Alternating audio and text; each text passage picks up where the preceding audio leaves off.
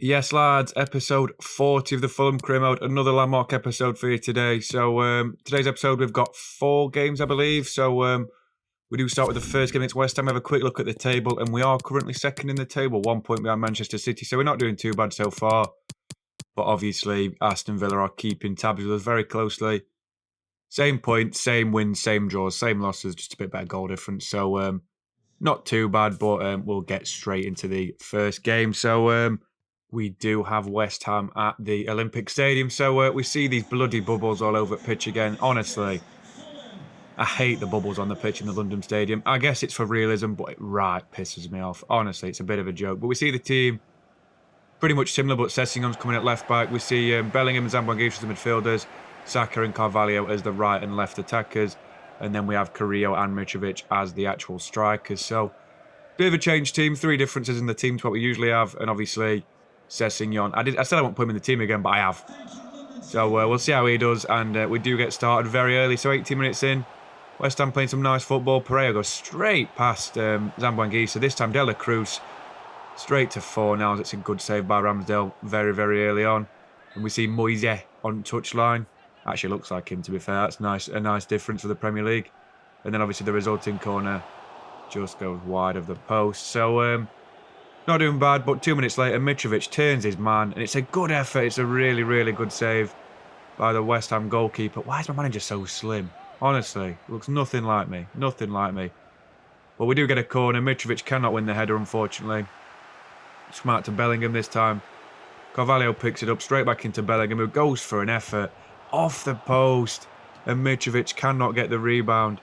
And we've done so unlucky. And then Carrillo just wide. Very unfortunate not to be 1-0 up. So West Ham come back 10 minutes later. It's a great through ball. And Fornals puts them 1-0 up. I don't know why he's playing as a striker. He's the captain and all. I mean, I know he's a good player for West Ham, but he's the captain, strangely enough. And hey, good football. I can't say it's one of the AI goals where they just scored a good goal. Dela Cruz found a bit of space. And Fornals slotted it past Ramsdale. So unfortunate to start off with, but we are a bit unlucky. But then again, Carrillo comes back straight to Mitrovic. It's across the keeper. It's the bar again. Oh my days, we're so unlucky with that. It's ridiculous at this point. As West Ham try and come on the attack, they're trying to get it out from the back. Hatabo breaks down the play. Mitrovic straight into Carrillo, who's just veered offside. What is he doing, the young Argentinian? He should stay on side. It's just very poor from him. And they get away with one there, don't they, West Ham, massively. But straight after the restart, Bellingham with a fantastic effort just before the end of the first half. We're very, very unlucky not to be in the game a little bit more, because the game's really been rooting for West Ham for some reason. Fornals put them 1-0 up with a good goal, but we got a bit unlucky as well. But straight after kick-off, Dawson tried to take down Carrillo. He ran straight past him, and he's made it 1-1 with a really, really good finish from the young Argentinian, who's got a really weird monobrow. I don't know, that's not relevant, but still. Very, very good finish from the youngster, and we do make it 1-1. So 20 minutes later, we cross the ball into Mitrovic. He's looking for the header, and he wins. It's a great save again by the West Ham goalkeeper, who has a really good game, to be fair. I don't know who it is. I can't tell because he's not a real game face. So difficult to tell. He could be anyone, to be honest. But he does claim the following corner. So apparently his name is Proiler, somewhere. I don't know. I can't see. I'm watching the replay on. Sorry, I can't see. But he does get the ball clear. Bellingham picks up the ball in midfield, straight out to Zamboanguissa, who's looking for an effort. It's another good save by the goalkeeper, who's keeping us at bay. So, very difficult game this, to be fair. West Ham are just so defensively inclined, in real life and on the game. And I think it's Prober. He's had a really good game, to be fair. Really good game, the West Ham goalkeeper. But 5 minutes after that, 50 minutes before the end of the game, Carrillo straight to Saka, who cuts inside, plays it back into Mitrovic, and we do get the goal. The goal we've deserved by an absolute country mile. He does the Wayne Rooney celebration. That's another goal for our captain. So, doing really well. 2-1 up. Not long after the second goal, Mella just weaves through the players. Unfortunately, he gets tackled there, but we still got the ball. Sessegnon keeps it in. Back into Mella. Back to De Groot, who turns his man, takes an extra touch. It's another good goal. Another goal by the youngster, Charles De Groot. Honestly, I don't know why he's got the captain on. I think he came on for Mitrovic, but I mean, that's a broken element of the game, isn't it, to be fair. But he does really well there to get a goal. It's a good turn by Mella and a good finish by De Groot, who does make us confident in winning the game, which we do win 3-1 after a bit of a shaky start, but we did deserve the game on the balance of play. We absolutely battered this West Ham team, and we do go straight into the first press conference of the episode. So it doesn't seem like it's a hard nut to crack, this team, the West Ham team. It is. They're really, really difficult to play against. Such a competent team, defensively laid out on the game and in real life, usually. And obviously, they've not got Declan Rice anymore. He's at Villarreal. Weirdly enough, not Chelsea like he will be in real life.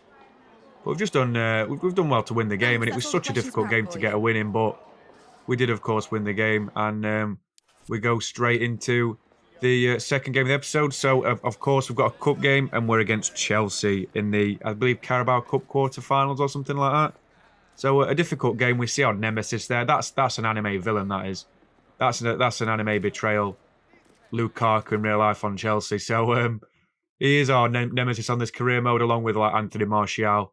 And he's so difficult to play against. Scores against us every game. And we are at the Cottage, fortunately, so we've got the home advantage, but we are playing a weakened team. The team is on your screen. We've got Patricio in goal. We've got Lamptey, Tanganga, Pagano, and Robertson as the back four. So a bit of a different back four to what usually plays. Carvalho and Session as the midfielders, and then Silas, Demir, Jones, and Carrillo as the front four. So very attack-based team, which is weird because we don't have many shots this game, but, no spoilers. So 22 minutes in, Havertz goes straight past Pagano. And he really, really wastes his chance there. And Patricio makes an easy save. But then Patricio makes a fantastic save from Lukaku at his front post. The former Portuguese number one. I know I said old Portuguese number one. He's still the Portugal number one in real life. It's a good save from him. And he keeps us in the game massively. But then just before half-time, Havertz somehow keeps the ball. Plays it into Lukaku. It's another great save by Patricio. Just to keep us in the game before half-time. Because I thought the 45th minute age was coming in. But Patricio fortunately kept us in the game. It's a very good save by the goalkeeper, to be fair. And we're trying to scramble the ball away. And just before the end of the half, Patricio gets the last save in. And the whistle does finally go. I tried to 4-bar power clear, it did 3-bar power. So it's just a stupid game. See Patricio before the end of the first half. Just fantastic performance so far from him. Which is different because last time he played, he was poor.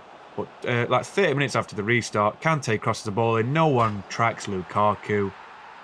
And of course he scores. Why would he not score? He's absolutely horrible to play against. He's so big in the game. So big in real life. Honestly, he's about 15 stone. He's a unit. He's 6'3", and he does put Chelsea 1-0 up. And then 85th minute, we get a lucky ricochet off Savic. Kruzanic, who played quite well this game. With this is our only shot of the game. Demir puts it wide of the post. And he killed us there. Absolutely killed us. His finishing's one of the things which I don't like about him. But right before the end of the game, Kante's through on goal and he makes no mistake.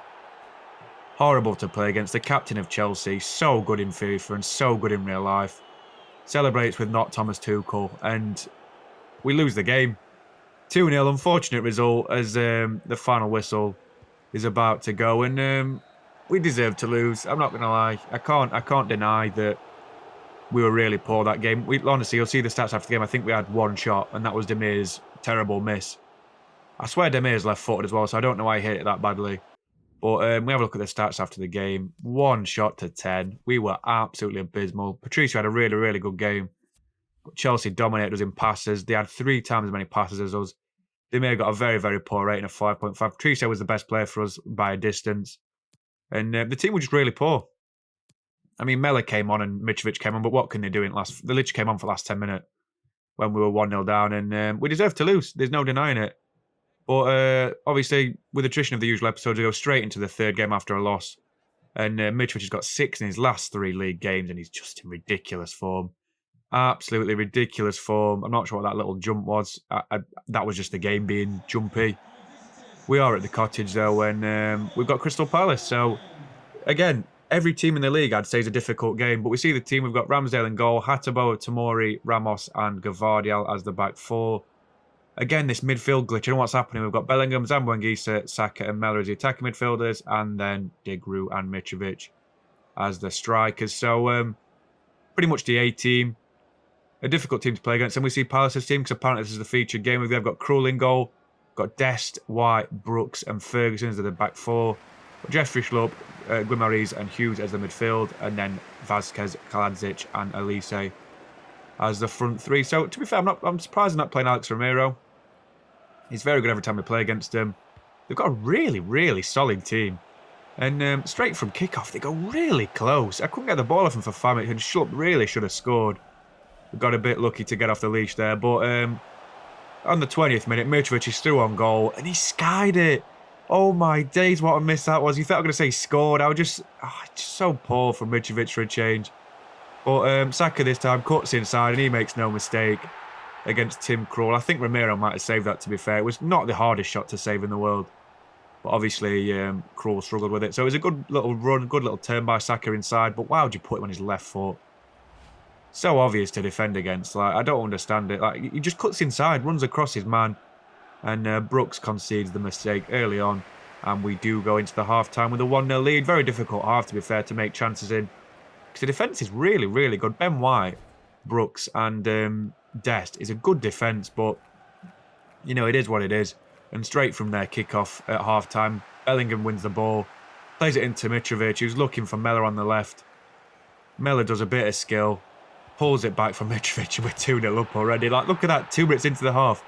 That's why I didn't break, and it was a bit of a weird cut, but I just thought, like, we may as well watch us run through their team with Mellor because it's so fun to watch. He can literally dribble past 10 players. I've not done it yet, but I'm going to do it one day with Mellor, and he's going to score a worldie.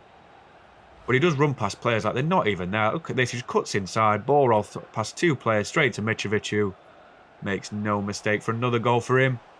So 64 minutes now, Bellingham picks up the ball, looking for an effort. It's a really, really good effort just off the crossbar. He absolutely thumped that one. Absolutely thumped that one. Very, very good effort, and Krul was very much scrambling. But 67 minutes now, Guimaraes straight into Elise, who's looking for Kaladzic, who wins the header because he's about 6'10". Compared to the Ramos, who's 5'10". He did have a good effort saved by Ramsdale, and this time Bukayo Saka makes way for Silas because Silas is just more of an impact player. I know Saka's scored, but he was very disappointing in the game apart from that. And Palace from the resulting corner do waste it, and it goes straight to Ramsdale. So we do have another attack just before the end of the game. About 3 minutes left to go plus injury time. Silas this time running past Brooks like he's not even there. He's only been on for 20 minutes. And he slots one across Krul, who really should save it.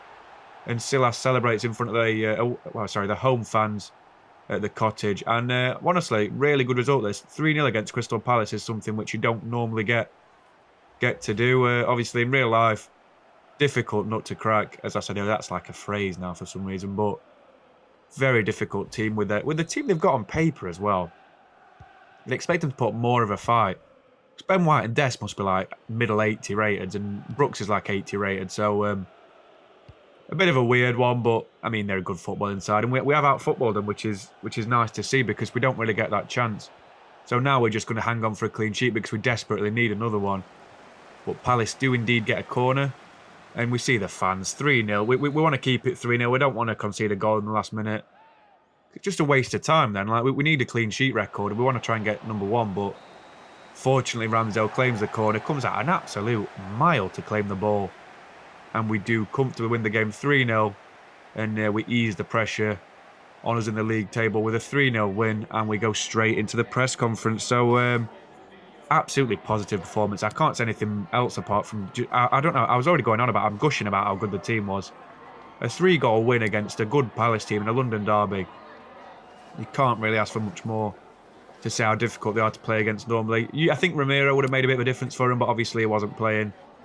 And we just outmarked the rest of the team. So really, really good result.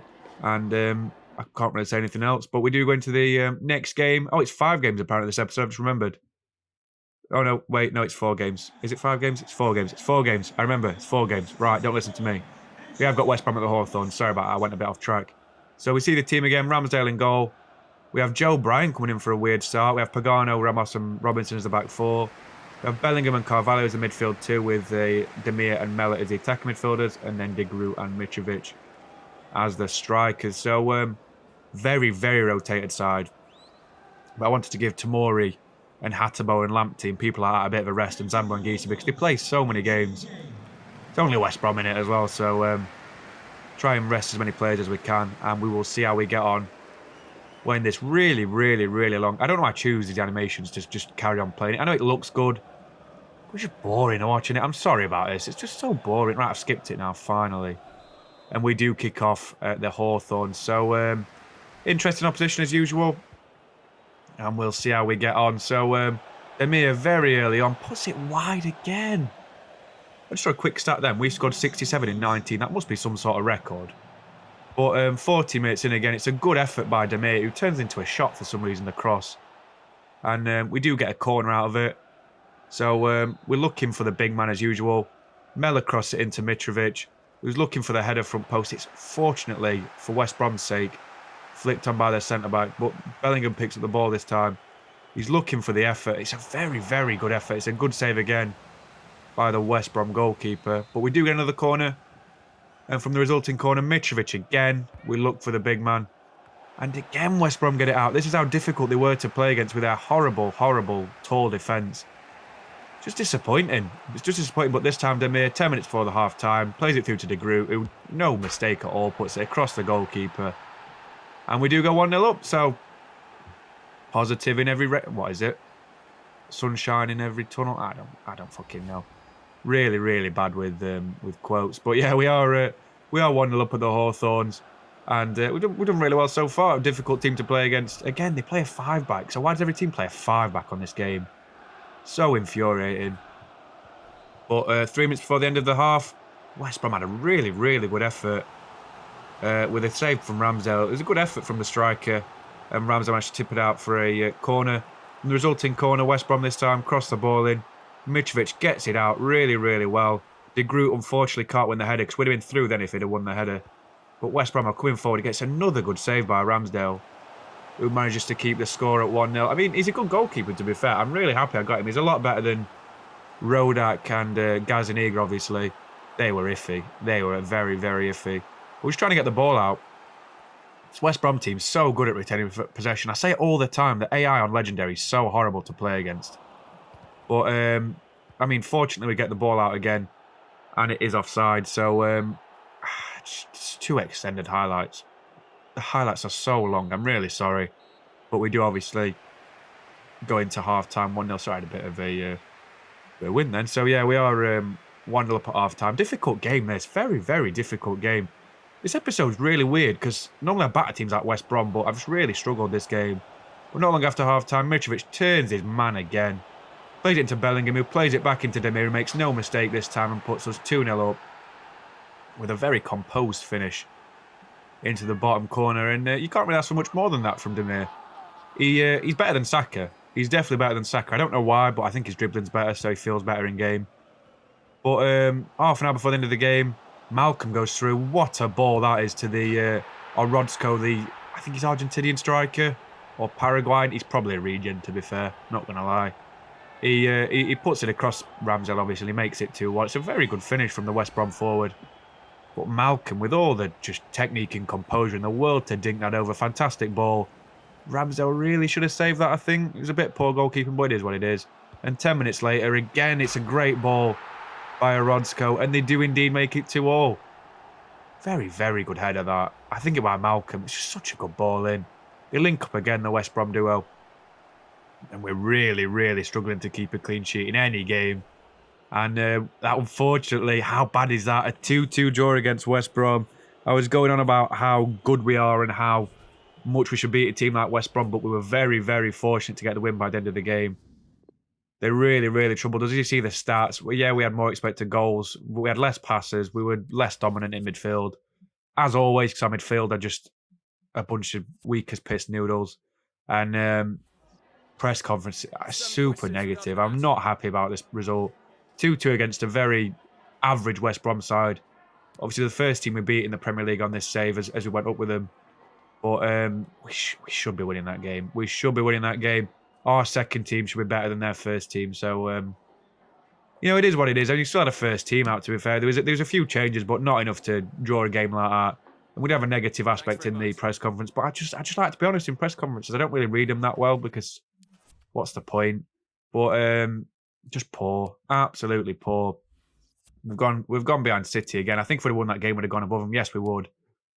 Aston Villa and Spurs are keeping tabs, and Aston Villa will go top of the league if they win the game in hand, which is ridiculous if you think about it, because it's bloody Villa. It's not very realistic, is it? But we see the top scorers in the episode. Mitrovic, just unreal. Absolutely unreal. 28 goals in 20 games is something you never expect to see. I wanted the 40-goal season, to be honest. De Groot's doing the assist record. Mellor's done really well as well. Mitrovic is still behind with the third assists, third most assists with 7. Ramsdale's gone up one more clean sheet, so he's 4th. And it's just is what it is, isn't it? It's all right. We score a lot, we concede a lot. But we have a really high transfer budget for the next episode because the transfer window does, of course, open after the Liverpool game. And I think it might be open now, to be fair. And we've got a big array of transfer. I could use more words than big then. We've got a fantastic array of talent we can have a look at. Obviously, Shirky, Doku. We don't want any of these English keepers anymore, do we? We've got Ramsdale.